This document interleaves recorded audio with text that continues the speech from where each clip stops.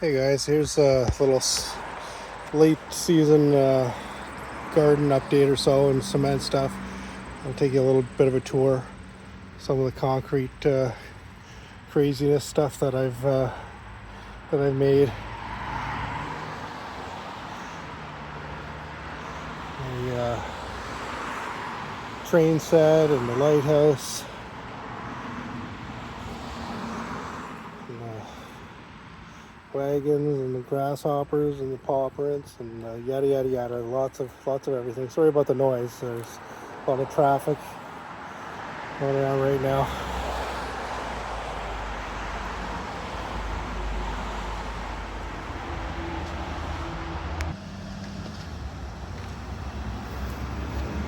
Lots of traffic this morning. Of course, when you're trying to video something, there's lots of traffic and noise. Sorry.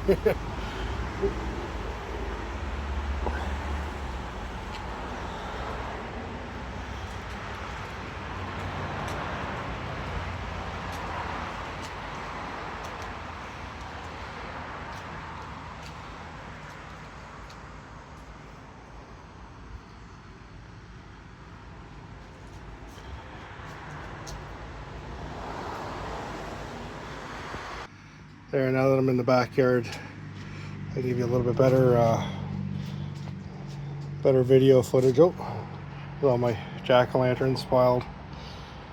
Some of the concrete benches that I made years ago, my concrete keg, and some of my black taro plants that I've got in pots here. And this plant I made a couple of years ago. This one here. So these were actually made from the leaves from the black taro. I'll turn this on so you can see from the leaves from this, or what actually that was cast off of. I got a couple of them. They're the surplus ones that I propagated this year. Got a lot of jugs and kegs, and this year has been a really beautiful year for growing. It's been super hot here, super humid, which I could do without the humidity, but my elephant ear plants have become monsters this year. I forget if it's 7 or 8 or something like that. I got them growing. My benches and my raised garden with my pepper plants. I'm swinging around to this side here. There's another one of the elephant ears. I made a concrete sink years ago with running water outside. And this elephant ear, this one here was actually an experiment I did. There's 4 plants in that pot that are all from one slice. I took a chunk off of the bottom of the rootstock of one of my big original ones. It was probably about a 4-inch round disc and about 2 inches thick, and I just put it in the ground or so and watered it and kept it in since end of January inside in the house or so, propagated. And now I've got four monster babies. I've cut off probably about 6 or 7 leaves already off of this one here, but they're like, they give you an idea of scale of size. I've got big hands. That's my hand on the leaf. It'll give you an idea how big some of these plants have gotten. That's the smaller of them all. And I got my elephants and my concrete barrels and my pepper plants all overgrown. I got a lot more rotted peppers than I have good peppers at this point because I haven't been able to eat them as fast as they've been growing. Here's another one of my little sections in the garden. My coleus, there's a half barrel underneath this one, believe it or not. You can see the corner of it down here. And the potato vines and the coleus, and again an elephant ear plant. Those leaves are about 30 inches high, like from here to here, about 30 inches, not including the stem. Again, it's sort of the medium-sized one. One of my algae-filled fountains, my bubbling fountains. And another elephant ear plant. And that's coleus, and got a lot of coleus this year. That was my plant trend this year. I got my nunchucks and my succulent planters and all kinds of stuff. And here's my big original elephant ear. That's trying to figure out a way to get this into the picture for you. It's so big. I do this without falling off the step. That leaf, or that leaf there, that leaf's probably about almost 4 feet top to bottom.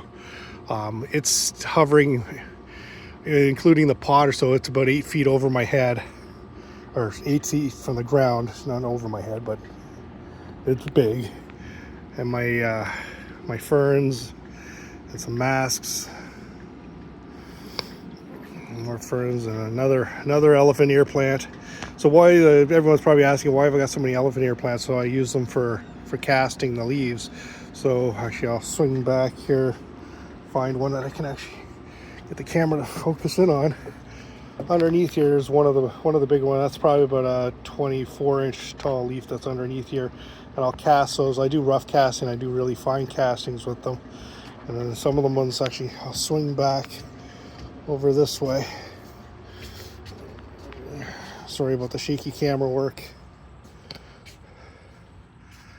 Here's one of the big ones from last year, or 2 years ago, a while back anyways. That's about 35 inches, 36 inches tall. That was cast off of one of the leaves that I grew and I finished. That's one of the fine castings that I do. And I do some barrel work.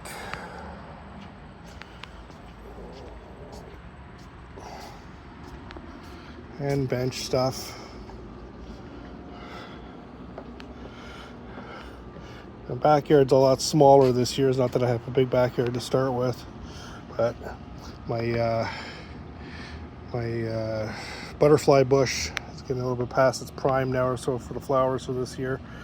My beaver and my urns, more nunchucks up top. My pigs on a pillow. And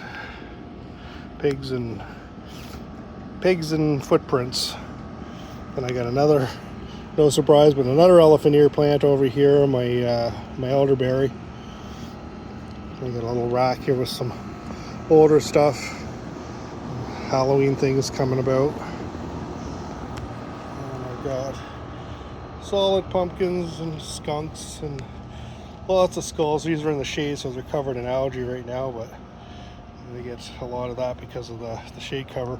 They're under it's a cherry bush. It's supposed to grow to be 6 feet tall. I just hacked 3 feet off of it yesterday. It gets a lot bigger than 6 feet, I'll tell you. Looking around the other side, I got my big snowball bush, my standard. It's huge. It's probably about 8 feet tall now. And I got my bird bath that used to be out in the sun. Now it's covered with the bird bath. And then I've got the masks, the African masks, and another one hidden up under there. And then I got my Halloween witch, and it's the Grim Reaper. I get a better picture holding onto his tombstone. Some other plants I've got here, and I got some more of those rustic leaves or so, and I got the Cocopellis hanging on the fence. And then the big addition for this year was moving this garden over here. This used to be on my back garden. Now I've got my didgeridoo and my boomerang and my water pump over here. I moved them to the front of the new shed. I'll back up here. Give you a better idea. There's the new shed. Hard to get it in picture because it's big and my yard's small, so I can only back up so far. And I still got to paint the door frame. I do a little bit of wood filling. I have little box holes on my hydro stuff for the pond. And over on this side of the garden, I'll back up as much as I can here. And this is where I've got a barrel, another urn, another one of those black taros. Those black taros are actually water plants. That's this one here, this big monster purpley looking one here is actually growing in a pond, and it's about 4 feet high this year. Best it's ever done. Kept it over from last year. It's got I couldn't even guess how many leaves are on there, so probably about 25 or 30 leaves. A couple of them are dying off or so. Turn this beautiful crimson color when they die off. Then I've got some grasses. I got hibiscus, big perennial hibiscus here growing. So it's big beautiful flowers. We've had a lot of rain last night from the tropical storm that came through or so, coming up from down south.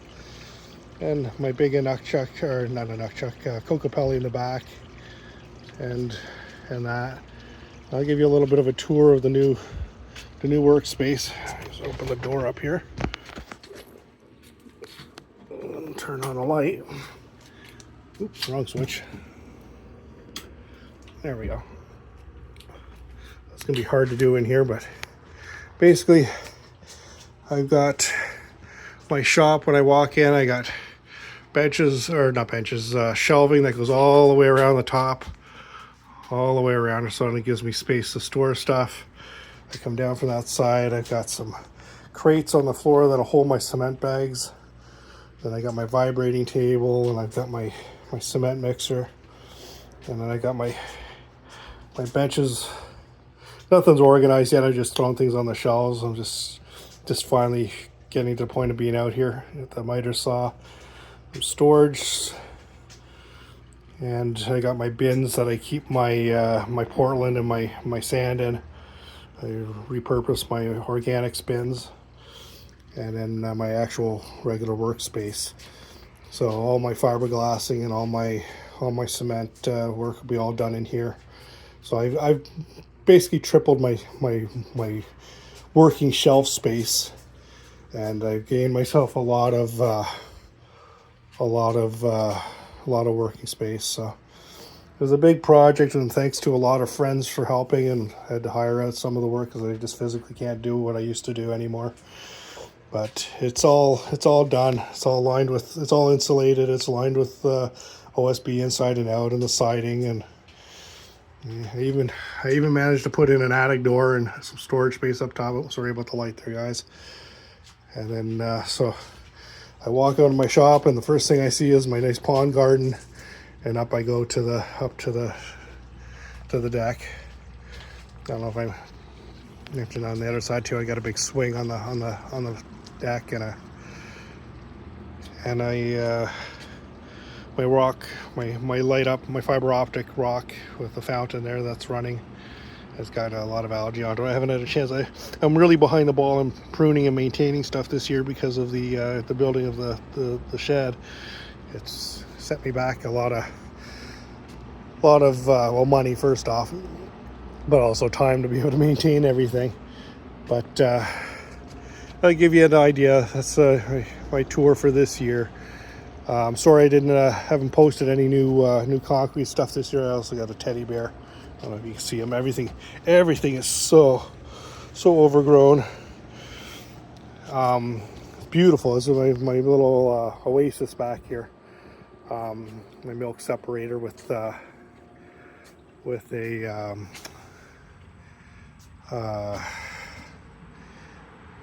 I'm having a brain moment or so. I can't think of the name of it or so.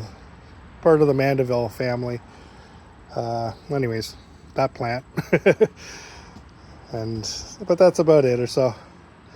Like I said, I'm sorry I haven't done any new concrete this year so far. So it's been all set aside to do the shed. So the shed's been accomplished. So now I can get back into my creative side. Bye for now.